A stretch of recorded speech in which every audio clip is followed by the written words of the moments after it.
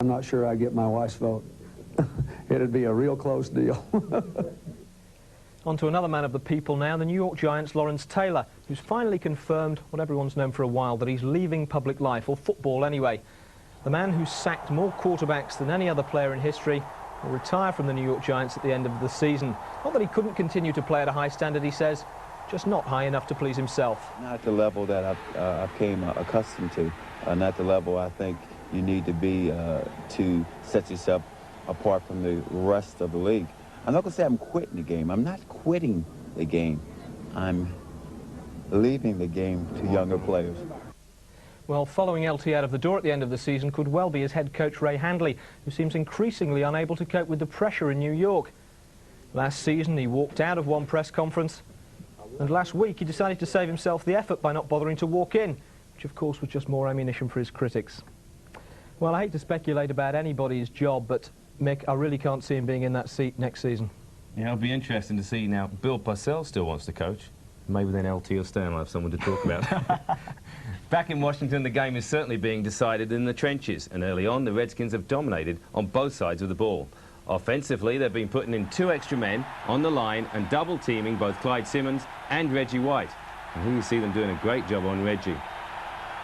The defensive line has been just as dominant, but they're only up by 7 points despite 2 excellent chances to make it more. In the second half, Washington must convert this dominance into points, or this game could easily be stolen from them by the Eagles, who this year have won the second half of their games 68-17. So for what promises to be a great second half, let's go back to RFK Stadium. We join the third quarter on the first play from scrimmage. Washington has the ball and lead 10-3. Rippon on first down. Looks right, throws. Looks left, throws right. Clark, the receiver, short yardage, 4. Yeah, if we look at Mark Rippon's passing, we see that, you know, the biggest part of it was in this area here, you know, the 10 to 20 and under 10.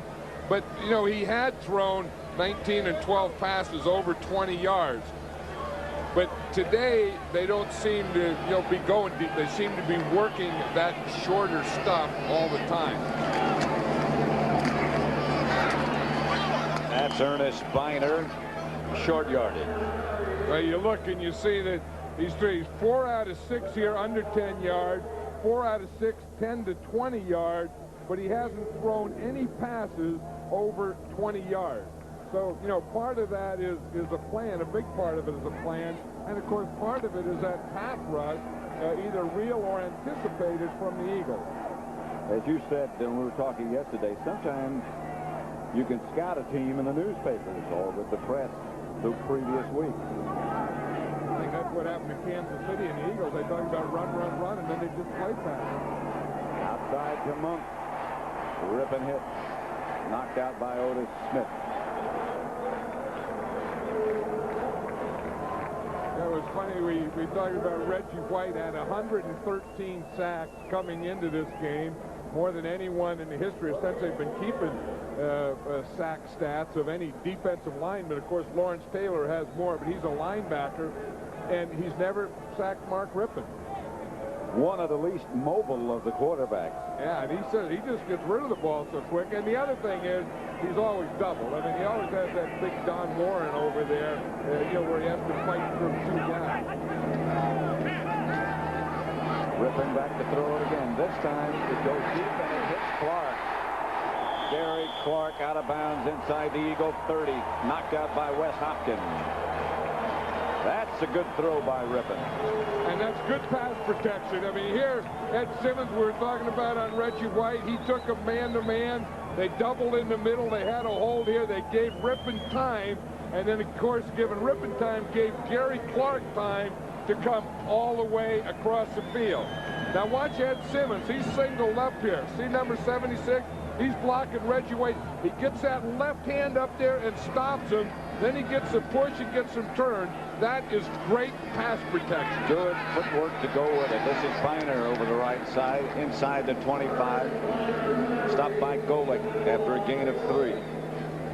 You know, until right at the end of the half, Rippon really didn't have a lot of pressure in that first half. He was sacked twice, but remember, both of those were at the end of the half. Hurried 3 times, He's been knocked down twice and had one batted ball. And when you play the Eagle defense, that's not bad pressure for the quarterback, really. 2nd down and 7. Speaks well, very well for this makeshift, that's a correct word, offensive line. Rippon, play pass. He had a lot of time. This time he's throwing for Ricky Sanders. Incomplete. Slipped out of his hand. Again, under a little bit of pressure. Not great pressure. He had a lot of time, in fact.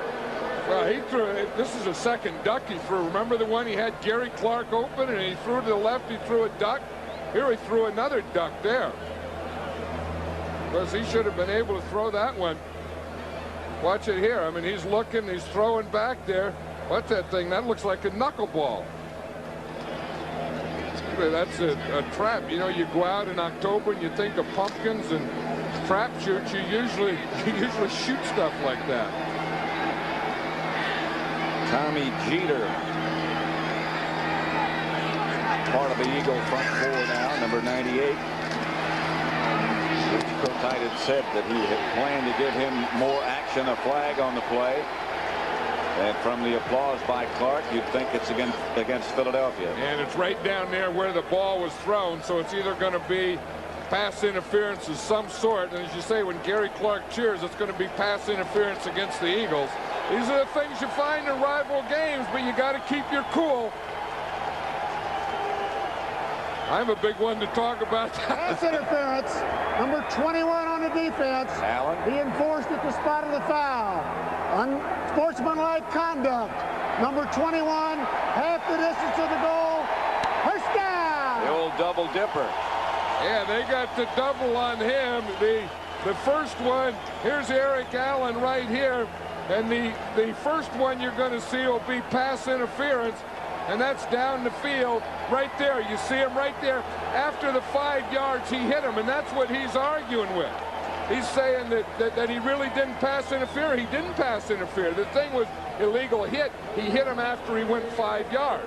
Then he argued about it, but that shouldn't have been pass interference. And then he threw his helmet down. That was the second penalty, the unsportsman part of it. The bad thing about it is he was right. That wasn't pass interference. 1st and goal, Redskins. This is Bynum. To the 5. Maybe he got a yard. Andre Waters up to stop Ernest Bynum. Yeah, with Wes Hopkins and Andre Waters, when you get down in here, that's like having, instead of having 3 linebackers, that's like having 5 linebackers. Because those guys are going to be right up there in the run. And I still think that the Eagles are susceptible to play pass, and you can't forget about play pass down in this area. Watch Waters here, number 20. I think you could still fake, get him to take that bite, and then get a crossing pattern in here in the goal line on him. 2nd and goal. Ball's at the 5. Rippon looking. Ball batted out of his hands. Picked off by Byron Evans. Chased by Byron Evans. Lateral. And knocked out of bounds finally by Donnie Warren. Eric Allen got the lateral. Eric Allen could say he's right. He says, okay, that's what he's saying right there. He said, I gave him the penalty, I gave him another penalty, and then we got the ball back, so that shows that we were right. But again, Rippon throws another duck here. I mean, he may have gotten hit there, but he's been throwing some wobbly passes.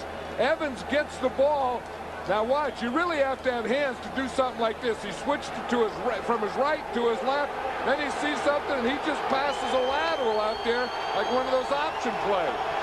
But when it's on the sideline like that, that's a safe one. This is Byers, and Byers bangs for a 1st down. Danny Copeland finally stopped Byers after a gain of 16. Yeah, we talked about how that's going to haunt the Redskins, and it is. You think of the number of times they've been down there on the goal line, and they only have 10 points. Eagle 1st and 10 at the Redskin, just inside the 37. 10:28 left to play in the 3rd quarter. Washington leading 10-3. Walker's the deep back. And Herschel gets the carry this time, and he is stopped after perhaps a yard. Tim Johnson fill the hole. That's the key to stopping Herschel Walker, is not let him get started. You let him get square and get started, he can give you some real problems. The thing is, you want to keep him going sideways, and you want to get penetration and not let him get started. Walker 6 carries for only 5 yards. It's been Byers when the Eagles have been able to run it. Here's Cunningham. Alvin Williams makes the catch. And another Philadelphia first down, a gain of 12, stopped by Brad Edwards.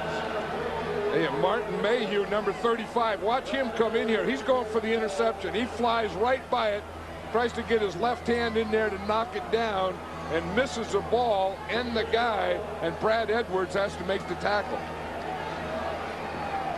They talk about putting mustard on a football. When Cunningham wants to put the mustard on it, it has mustard on it. He can't cut it loose. Got huge hands. The handoff again is to Byers, and Byers rumbles into the secondary, a fumble, and the Redskins have it. I think that's Tim Johnson who got that ball. He left earlier with a bruised ankle.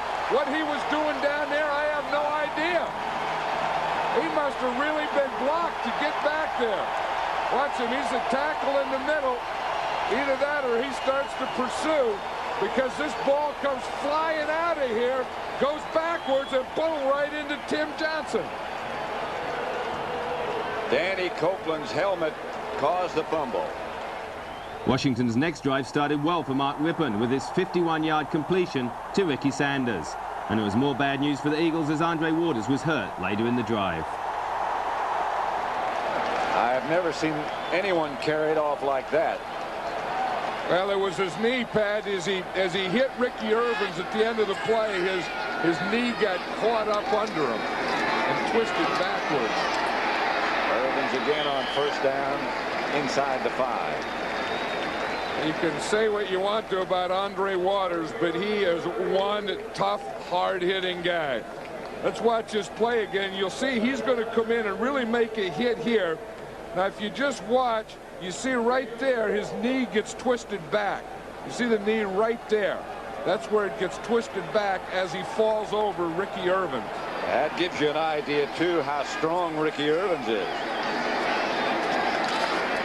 He gets the carry again. Nothing there. Seth Joyner made the stop. But that play before that was a great double team by Mark Schlereth and Ed Simmons. And then, as you said, Joe Jacoby came through and made the trap. And that really cleaned out a hole for Ricky Irvins. The only guy left was Andre Waters. Unless you've been up next to Joe Jacoby, you don't realize how big he is. He is huge. Yeah, and when you talk about, guys that are big and strong, and as Jerry Ball said, the scary thing is he can do something with it. You got a tough guy. Rippon throws it out of the end zone on third down. And here comes Lohmiller again. And again, the Redskins get close, but no touchdown. Well, again, they can make the plays, and they can make big plays, but they can't make plays consistently. And again, you're not going to keep Reggie White out, and you're not going to keep him off your quarterback all day. Reggie White caused that incompletion.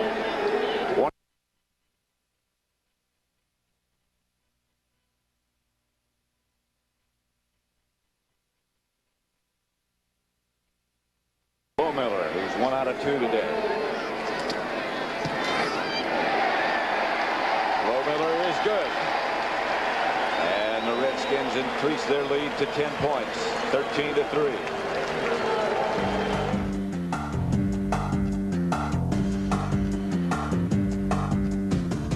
Back at Soldier Field, the Bears are leading the Bucks 14-7. On Chicago's first possession, quarterback Jim Harbaugh found Anthony Morgan, who held on to the ball despite a lot of hitting from the defense of the Buccaneers and ran into the end zone for an 83-yard touchdown. A great play. The Buccaneers replied when Vinny Testaverde went to the air and connected with Courtney Hawkins for a gain of 35 yards. Despite being hit hard, he managed to hold on to the ball. Unfortunately for Tampa, though, running back Gary Anderson fumbled, and the Bears' Mark Carrier recovered it. A couple of plays later, it was the Buccaneers' turn to regain possession when Jim Harbaugh was intercepted by Darryl Pollard. He ran all the way down the chalk and took the ball back to Chicago's 9-yard line. The quarter ended with the Bucs well within scoring range. At the moment, it's 21-7, the Bears. At the start of the third period at Texas Stadium, Marty Schottenheimer's Chiefs are trailing 10-14. The Chiefs were soon a further 3 points behind when Cowboys kicker Lynn Elliott successfully kicked this 38-yarder. There was no more scoring in this period for either team. However, the Chiefs lost defensive end Neil Smith, who had to leave the game after taking a hard hit from his own player. So it's 17-10, the Dallas Cowboys. Back in our game, it's 13-3 the Washington Redskins, but neither team has really taken advantage of some great opportunities to score due to turnovers. To see who takes control in the fourth quarter, join me after this break. Get some enthusiasm out there! Let's get tuned up. Okay, let's play ball. Get some enthusiasm out there! Let's get tuned up. Play ball. Okay, let's play ball. Welcome back. Washington extended their lead during the third quarter, but Mark Rippon's problems with interceptions continued. Despite this turnover in the end zone, the Eagles still need to score twice to get back into this game. RFK Stadium in Washington. Pat Summerall with John Madden. Redskins have not been very successful in the fourth quarter. 31-9, outscored by their opponents. On the other hand, the Eagles 44-10 in the fourth quarter. Well, the Eagles better get going offensively because they only have 66 yards passing, and that's not going to win many NFL games. Here's Biner. Reggie White. Stop Biner. If we just watch Reggie White, he's down here in the bottom of the screen. He just fires down. He takes that gap. He beats Donnie Warren, number 85, to the gap. Donnie Warren was going to try and cut him off, and he couldn't, and he just beat him to the gap. The word on Andre Waters is not good. A fractured left fibula. Well, obviously, we won't see any more of number 20. Here's Rippon back to throw. Looking, come on. He's open. Inside the 20. Inside the 15. Rich Miano, who replaced Waters, made the stop. Again, I think you have to give these guys credit because they have done the job blocking. Let's watch that left side there. You see now he's going to have some help. He got the back out there, but they just keep their guy going to the outside in the stunt. The Eagles are moving their guys around. They're doing their stunts. They're trying everything to get to Rippon. But that front line and the combination of tight ends and back have done an excellent job of pass protection all day. Both Monk and Clark are out. Sanders, a lone wide receiver. Rippon looking and throwing for Sanders. Throwing for a spectator in the stands who made a pretty good catch. Yeah, he just threw that one away because it was just kind of a one-man pattern, and he knew that he couldn't do anything. So he just threw that ball away. Watch number 64 here. Eluanibi, he's doing a pretty good job. You see they get Simmons here. Now he knows he's going to have help inside. So he just rides him to the outside. McKenzie comes down and helps him and just puts Clyde Simmons right on his back. I'll tell you, you can't beat that.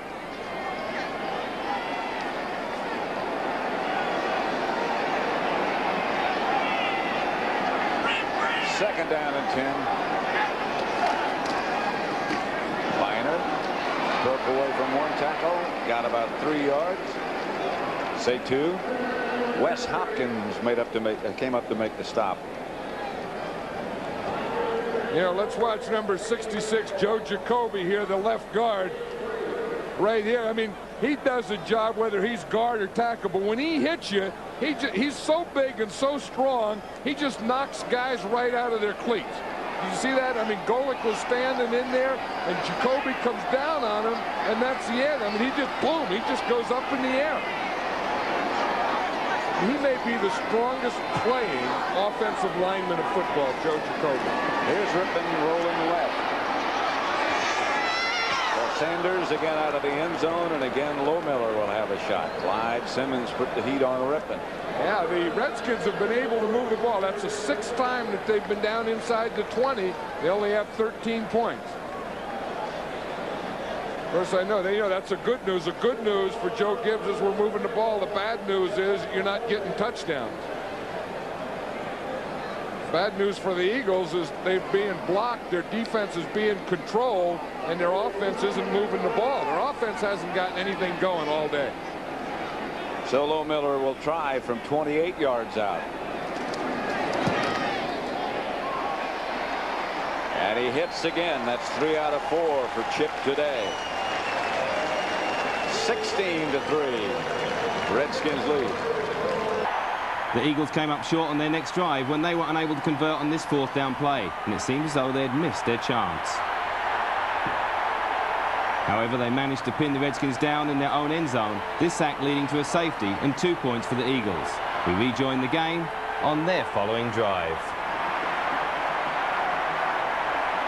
I mean, it looks like mashed out here. I mean, guys coming in, carrying off the field. Guys have given everything they've had in this game. I mean, they've let all the fuel out of their tank. And one of those fights we even joined in progress. After an update. Here's Cunningham. Flag on the play.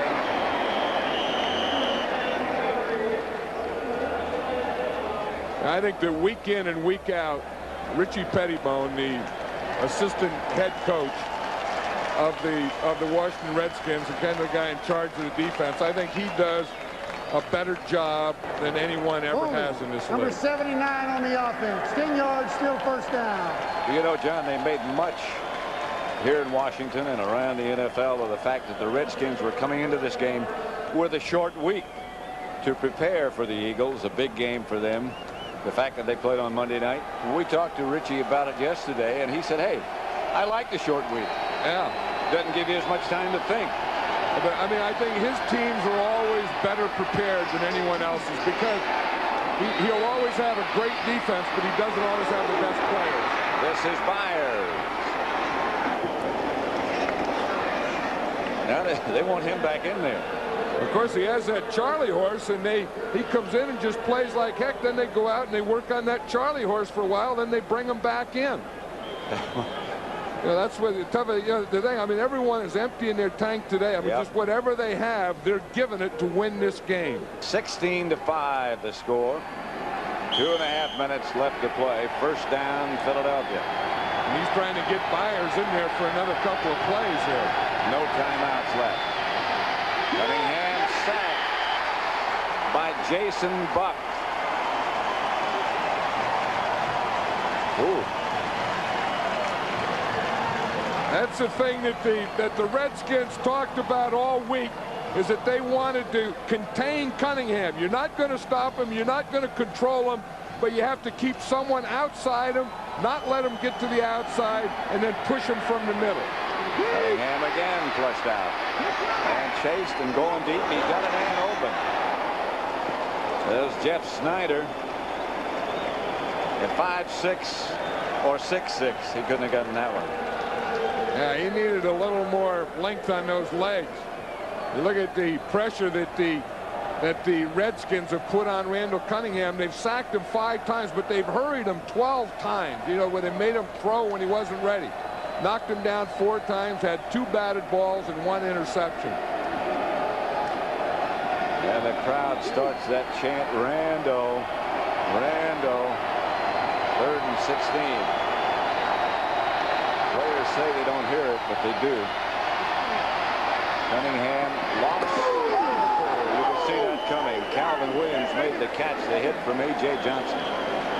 And that was the thing that Richie Pettibone was worrying about A.J. Johnson. He said he knew that he could cover. He didn't know if he could tackle. Hit like that, you don't have to worry about it. First down, Eagles. Cunningham out of the shotgun, and he comes out. And did he get out? Yes, he did.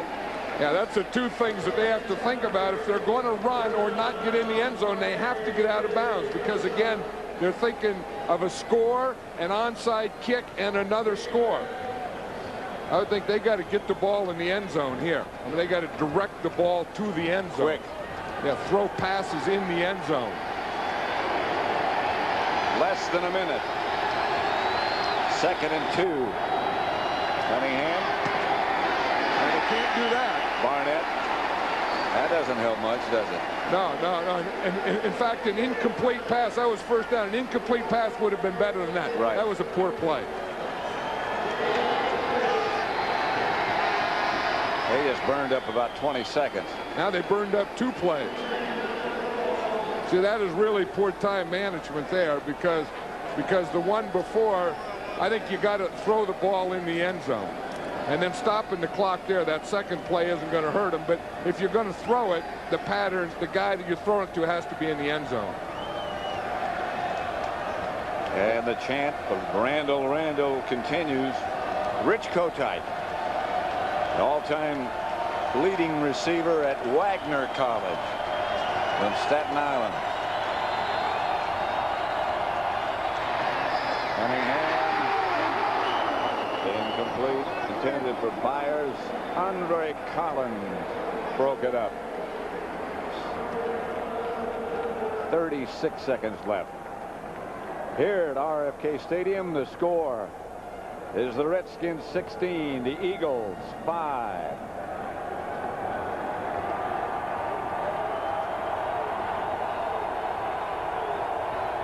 Third and goal from the 6. Cunningham to throw it. Middle incomplete. Jeff Snyder, the intended receiver.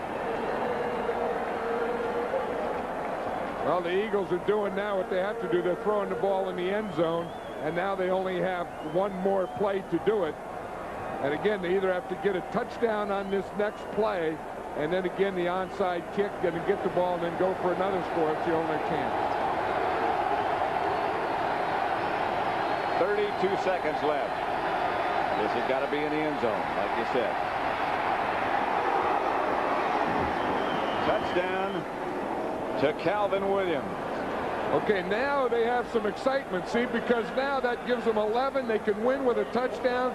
You go back to that, taking that safety, and you wonder, and I'll guarantee you, there's only 25 seconds, but Joe Gibbs is a little tight right now because you're going to get the extra point, then you're going to get an onside kick, and that can be an exciting play.